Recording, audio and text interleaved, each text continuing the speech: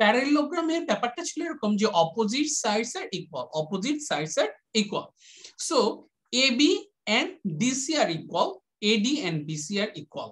Okay, so we can say if I draw a line here, then we can say this is height or altitude. So this one is called height. Then area of this parallelogram will be length multiplied by height. This one is length, this one is length, this one is height. So we have to multiply only length by height. Suppose in a parallelogram, if length is suppose 10 meter and height is suppose 5 meter. So what will be the area of this parallelogram? Can you tell me? Can you tell me? What will be the area of this parallelogram? Anyone?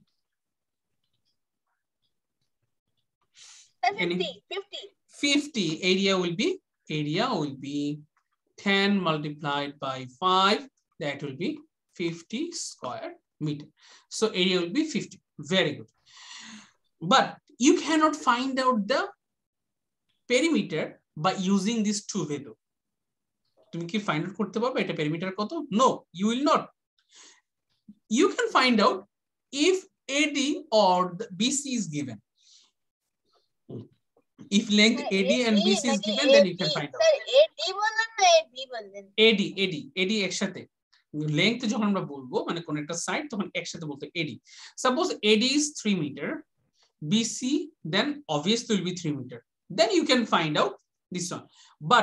But is it possible to give the value of AD is 3 meter? AD এর value অথবা BC এর value 3 meter হওয়া কি possible কিনা কে বলতে পারবে? মানে এই যে এখানে ক্লু দেওয়া আছে সাপোজ এটা 10 এটা 5 এটা কি 3 হইতে পারে এটা কি পসিবল 3 হওয়া বলো তো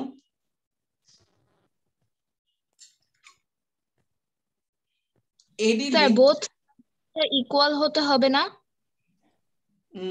নো দেখি কি বলতে পারে এটা কি পসিবল কিনা yes or no আবার একটু বলবেন আচ্ছা ওকে আমি বললাম যে এই প্যারালেলোগ্রামের এই যে হাইট হলো 5 মিটার হাইট কত 5 মিটার আমি আগে বলে নিলাম আর এই যে AD is you can say the breadth বলতে পারো অথবা there another side AD and BC both will be 3 meter so AD এর ভ্যালুটা 3 মিটার হওয়া কি পসিবল কিনা একটা প্যারালেলোগ্রামে তুমি 3 মিটার দিয়ে AD ড্র করলা হাইট তুমি নিলা 5 এটা কি পসিবল কিনা কোশ্চেনটা কি বুঝে গেছে কোশ্চেন ক্লিয়ার কিনা হ্যাঁ কোশ্চেনটা ক্লিয়ার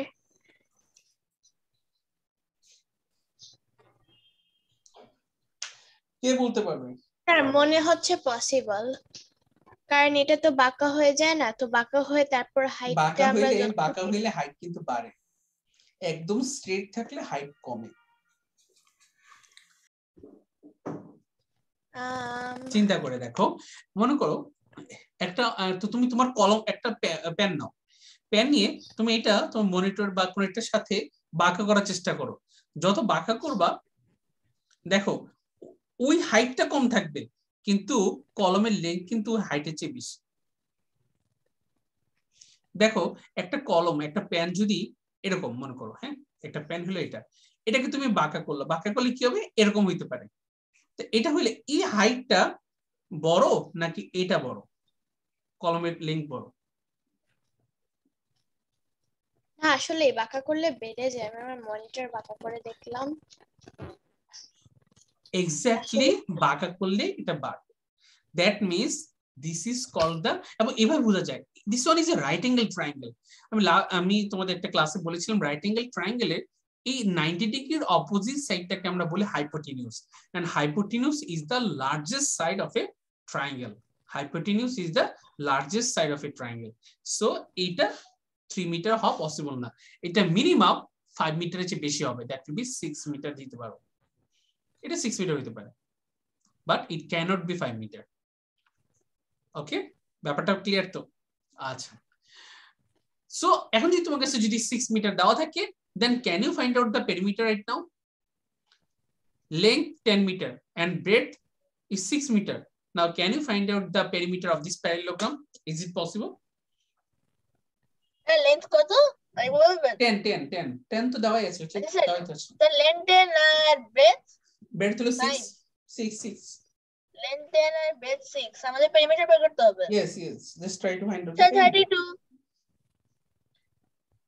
so শারান বলল 32 ওটা কি কারেক্ট নাকি ভুল আছে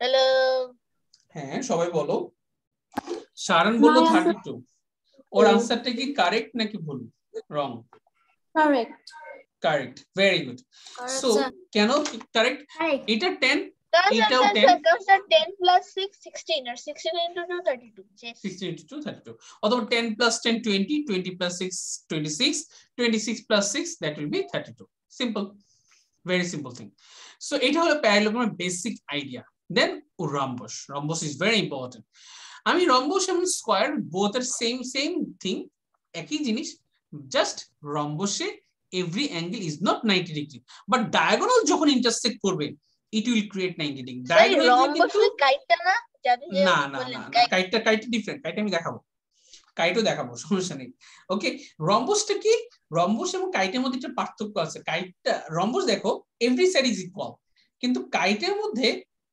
এই দেখো there is two equal side and two unequal side মনে করো এটার সাথে এটা মিলবে এটার সাথে এটা মিলবে এটা হলো কাইট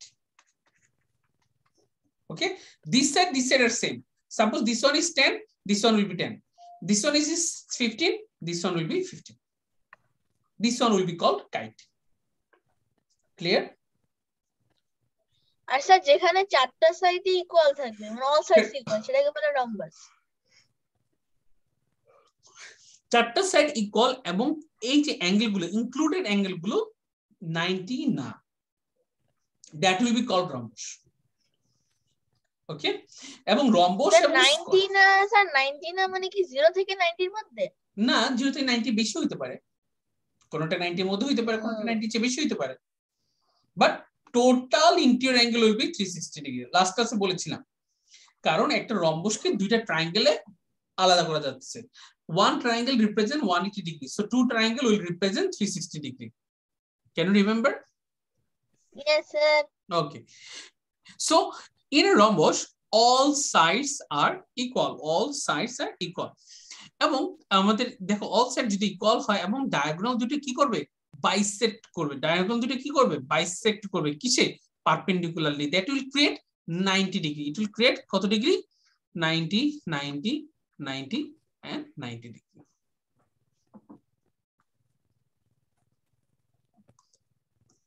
clear ব্যাপারটা বুঝে গেছে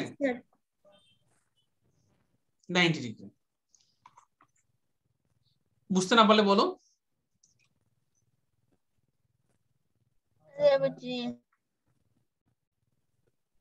no sir in a rhombus this is called diagonal কালকে বলেছিলাম অপোজিট ভার্টেক্স গুলো অ্যাড করে দিলে ডায়াগোনাল পাবো এটাকে যদি বলি d1 diagonal number 1 এটা আমরা বলবো d2 diagonal number 2 diagonal 1 diagonal 2 এবং diagonals will be different so in a parallelogram আমরা যখন ডায়াগোনালের কথা বলবো তখন এরিয়া হলো half into diagonal দুইটার multiplication that means half multiplied by product of two diagonals half multiplied by product of diagonals half into d1 into d2 এটা খুব একটা লাগবে না জাস্ট আমি একটু দেখিয়ে দিচ্ছি এটা খুব একটা ইম্পর্টেন্ট না okay and perimeter is you have to just add the side okay if this one is a then you can say perimeter will be 4 multiplied by a এগুলো খুব একটা ইম্পর্টেন্ট না জাস্ট আমি বলে দিয়ে যাচ্ছি জাস্ট তোমাদেরকে একটু রিমাইন্ড করার জন্য যে হ্যাঁ এরকম কিছু আমরা একটু পড়েছিলাম sorry can you write the area of the rhombus properly area of the rhombus is half into product of diagonals half multiplied by product of diagonals this is called area of rhombus আমি rules এর একটা note দিয়ে দিব তোমাদেরকে হ্যাঁ rules এর একটা note দিয়ে দিব সো টেনশনে কিছু নেই area will be half multiplied by product of diagonals. So if this diagonal is D1, this diagonal is D2, that means diagonal number 1, diagonal number 2, then you will say area will be half multiplied by D1 multiplied by D2. Simple. Simple. Okay. Now next one, trapezium. Trapezium ta ki? Trapezium ta khub important, eta porikha ashe. A trapezium is a quadrilateral with one pair of opposite sides are equal.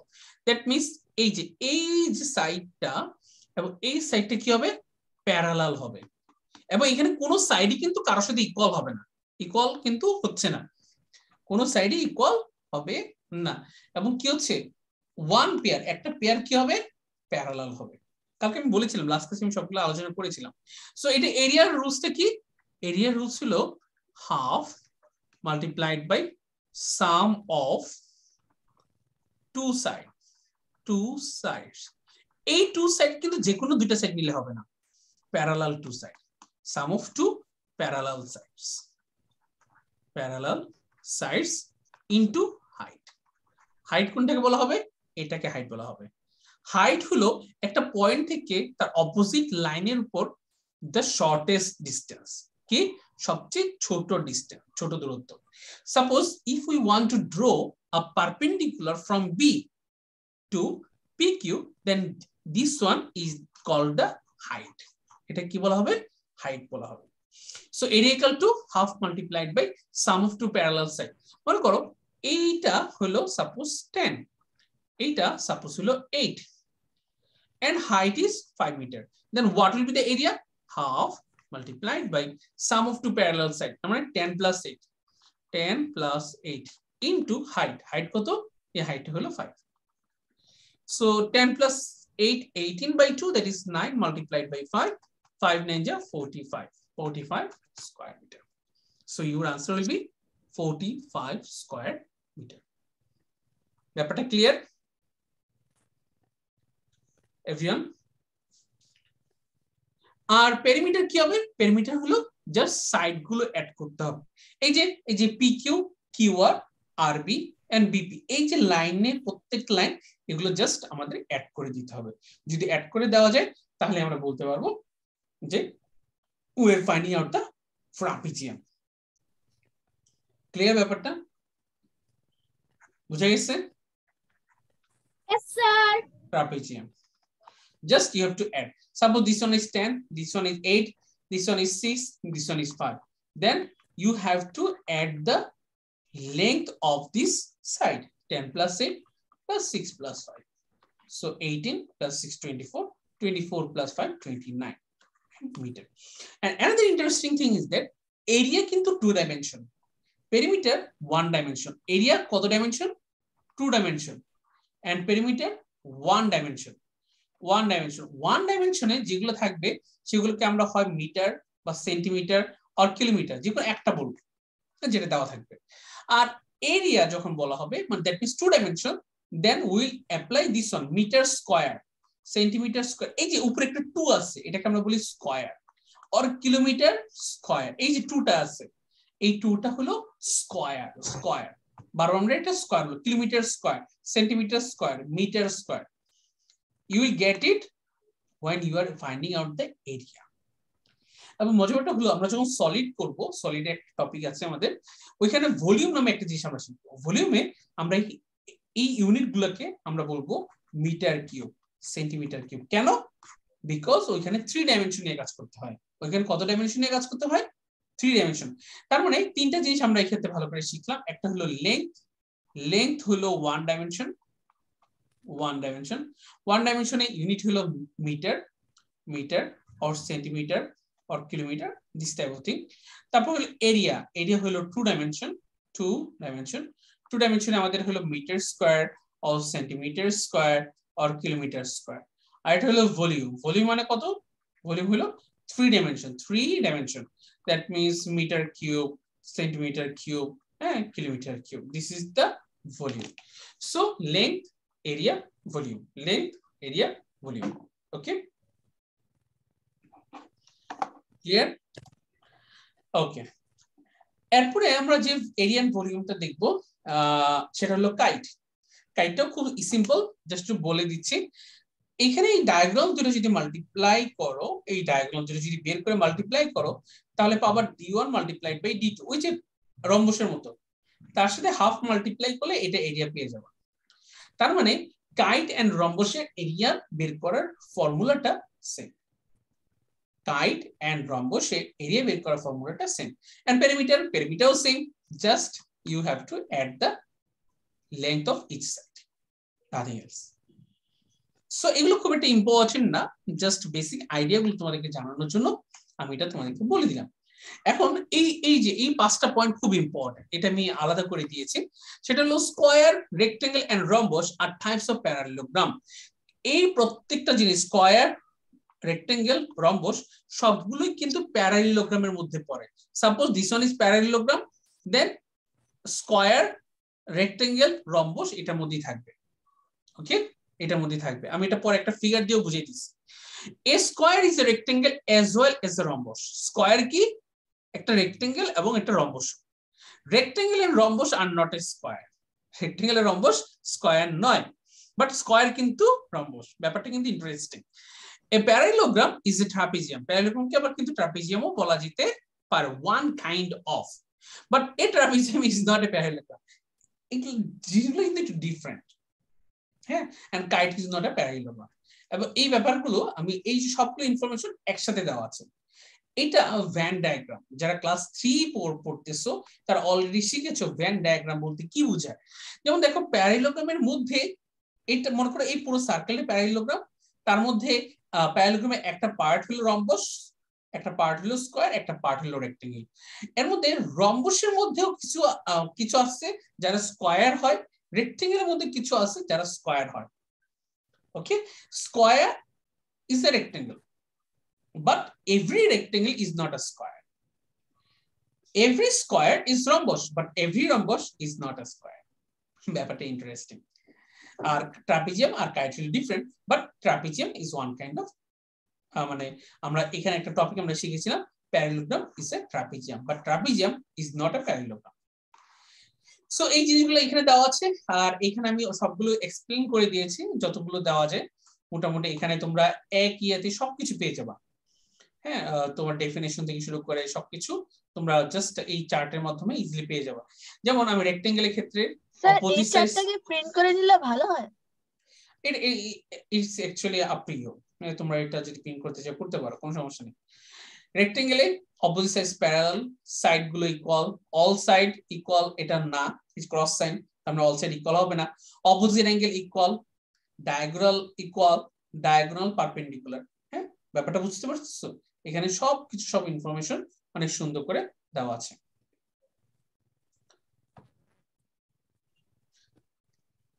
Clear?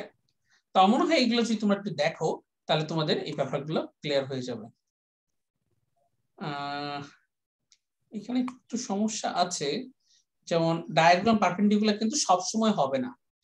এইটা একটু আছে যে diagram perpendicular রেক্টেঙ্গেলের ক্ষেত্রে সব সময় হয় না, এখানে একটু ভুল আছে। হ্যাঁ, এটা হলো মাঝে মাঝে হয়, মাঝে মাঝে হয় না, কিন্তু অলওয়েজ এটা ট্রু না। অলওয়েজ এটা ট্রু না, এটা গ্যাপ রাখা যায়। মনে করো এটা কিভাবে আমরা গ্যাপ করে দিলাম, এটা অলওয়েজ ইকুয়াল হবে এটা বলা যাবে না, এটা গ্যাপ করে দিলাম। কিছু সময় হবে, কিছু সময় হবে না, কারণ রেক্টেঙ্গেল যখন স্কয়ার রিপ্রেজেন্ট করবে তখন এটা হবে, otherwise it is not possible. তো মনে রাখবা ডায়াগোনালি যে ব্যাপারটা, এটা কিন্তু তোমাদের ইন ফিউচারে যদি তোমরা কোনো কম্পিটিটিভ এক্সাম অ্যাটেন্ড করো এটা খুব কাজে দেয়, যে ডায়াগোনাল দুটো বাইসেক্ট যখন করে তখন কোনো অ্যাঙ্গেল ক্রিয়েট করে কিনা। যদি এটা 90 ডিগ্রি ক্রিয়েট করে তাহলে এটা খুব ইম্পর্টেন্ট, খুব কাজে দেয়। 90 ডিগ্রি ক্রিয়েট করবে কখন? যদি ওই কোয়াড্রিলেটারটা রম্বস অর স্কয়ার হয়, otherwise it is not possible. Sir? Yes. Clear ব্যাপারটা? What is product of diagonal mean? ডায়াগোনালটা বুঝো নাই? ডায়াগোনালটা লাস্ট ক্লাসে তো বলেছিলাম। ডায়াগোনাল কোন জিনিসটাকে বলা হবে বলো তো? কে বলতে পারবে ডায়াগোনাল কি? মনে করো ইন এ রেক্টেঙ্গেল, এই যে ডায়াগোনাল হলো অপোজিট যে পয়েন্ট গুলো থাকে তাদের এডিশনটা, এই যে লেংথটা সেটা হলো ডায়াগোনাল। এটাকে আমরা বলবো ডায়াগোনাল। এই যে diagonal.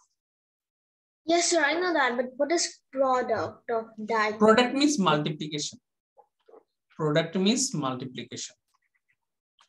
Okay, product means multiplication. Suppose if I say product of 2 and 3, that means 2 multiplied by 3, that will be 6. Clear?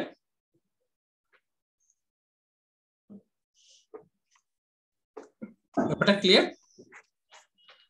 Yes. Names of polygons এখানে দেওয়া আছে। এই ইন্টেরিয়র এক্সটেরিয়র ব্যাপারগুলো তোমাদেরকে আমি লাস্ট ক্লাস দেখিয়েছিলাম। এখানে সবগুলো দেওয়া আছে। দেখো ট্রায়াঙ্গেলে ইন্টেরিয়র অ্যাঙ্গেল 180, স্কয়ারে 360, এগুলো মনে আছে? এগুলো আমরা লাস্ট ক্লাস দেখেছিলাম কিন্তু। হ্যাঁ, আর এখানে ননাগনটা মিসিং। মনে ছিল স্যার, মনে ছিল, আবার ভুলে গেছি। এই যে ননাগনটা এখানে দেওয়া আছে। হ্যাঁ, এই জন্য যদি আবার দেখেনি স্যার, যদি আবার দেখেনি পরে রিকল হয়ে যাবে। হ্যাঁ, এই শীটটা কিন্তু খুব ইম্পর্টেন্ট, অনেক ইনফরমেশন এখানে দেওয়া আছে। সো মনে হয় এটা তোমাদের খুব কাজে দিবে। সো আমাদের নেক্সট টপিকে চলে যাব। আমাদের পলিগন যখন আমাদের কমপ্লিট, তখন আমরা শিখে নিব সার্কেল। সার্কেলের কিছু বেসিক আইডিয়া আমরা আজকে শিখবো। ওকে, আর বাকিগুলো আমরা নেক্সট ক্লাস, দ্যাট মিন্স কালকে শিখবো ইনশাআল্লাহ। Circle, what is circle? সার্কেলের অনেকগুলো জিনিস আছে, আমাদের পার্ট বাই পার্ট আমরা শেখার চেষ্টা করি। সার্কেল হলো কোনো একটা স্পেসিফিক পয়েন্ট থেকে যদি মানে এই স্পেসিফিক পয়েন্টটাকে আমরা কিন্তু সেন্টার বলবো পরে। দেখো কোন একটা স্পেসিফিক পয়েন্ট থেকে যদি একটা পয়েন্ট একটা সেম ডিসটেন্স রেখে যদি একটা কি করে, এই দেখো সার্কুলার কিছু একটা তৈরি করে, মানে দেখো এটা জাস্ট ফুল একটা রোটেশন ক্রিয়েট করলো, মানে পুরোপুরি কি করলো, ঘুরলে কি হবে, it will create a circle. এটা কি করবে, একটা সার্কেল। দ্যাট মিন্স সার্কেল তৈরি করার জন্য এই যে ভিতরে যে এই সেন্টারটা খুব ইম্পর্টেন্ট। কি ইম্পর্টেন্ট? সেন্টারটা কি very important in a circle. The main thing is centre থেকে কিন্তু তোমার কি করতে হবে, সার্কেলটা ড্র করতে হবে। আর এই সেন্টারটা কি, একটা পয়েন্ট। দেখো সেন্টার ইজ আ পয়েন্ট, এবং আরেকটা পয়েন্ট যদি এই সেন্টার থেকে একটা স্পেসিফিক ডিসটেন্স মেইনটেইন করে যদি আমি একটা রোটেট করে ফেলি, তাহলে it will create a circle. ব্যাপারটা ইন্টারেস্টিং, তাই না? জিনিসটা কি বুঝে গেছে যে সার্কেল জিনিসটা কি? সো এই সার্কেলের মধ্যে আমরা দেখতে পাবো অনেক কিছু, আমরা আজকে ভালো করে শিখবো। This one is circle. আচ্ছা, আগে কেউ সার্কেল পড়েছো? এরকম কেউ আছো সার্কেল সম্পর্কে মোটামুটি আইডিয়া আছে? আর সার্কেল সম্পর্কে কিছুই জানো না এমন কেউ আছো কিনা, যে আমি কিছু জানি না, সার্কেল কি বা সার্কেল কাকে বলা হয় আমি কিছুই জানি না, এরকম কেউ কি আছো? থাকলে বলতে পারো, কোনো সমস্যা নেই। আচ্ছা, মনে হয় সবাই মোটামুটি জানে, তা তো ভালো। সবাই মোটামুটি জানলে তাহলে স্যার কি হচ্ছে স্যার, লজ্জায় না বলতে পারে? হ্যাঁ, লজ্জায় না বলতে পারে, সেটাও ঠিক।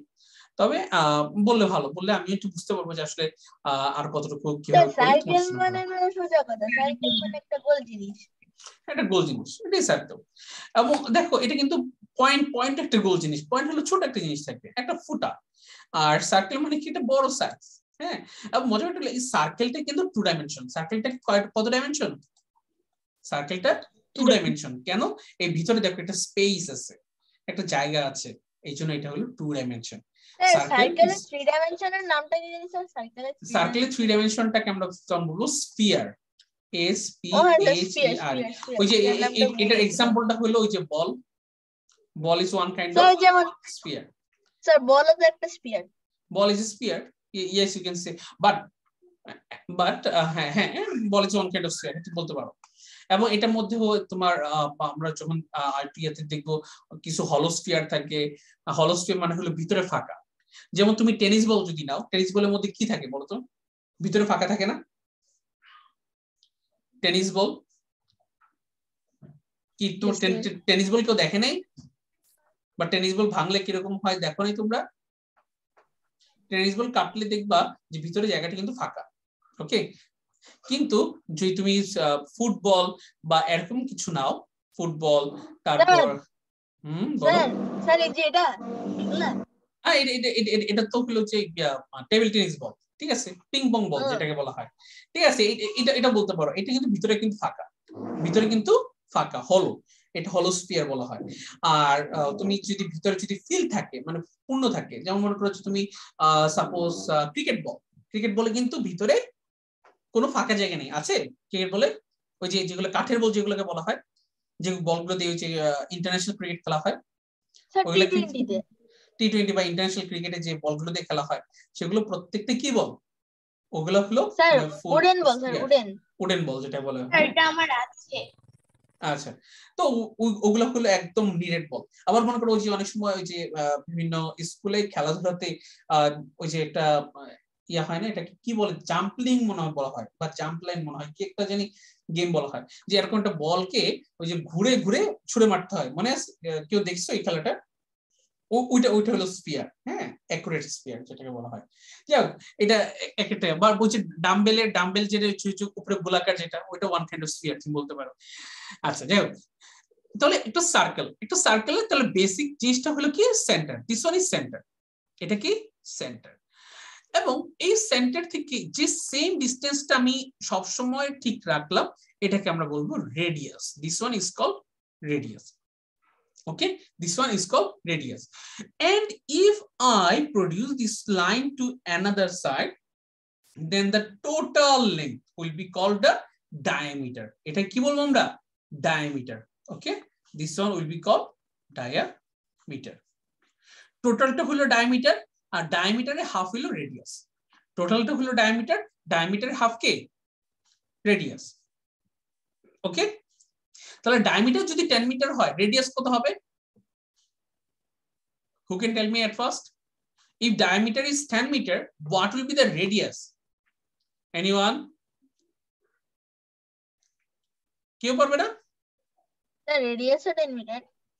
না, আমি বললাম না যে radius is half of the diameter of the মানে 5 diameter.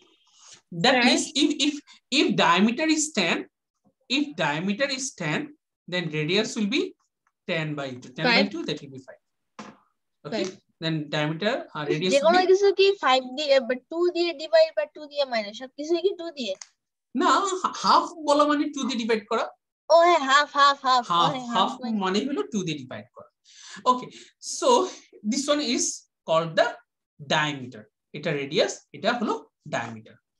ওকে, এখন যদি কোন একটা পার্ট যদি আমি এভাবে কেটে নিই, এটাকে আমরা সাধারণত বলবো, মানে এই যে উপরের লাইনটাকে আমরা সাধারণত কি বলবো?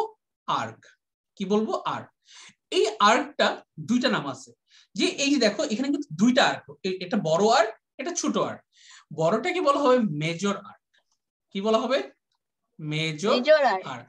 আর ছোটটাকে বলা হবে মাইনর আর্ক।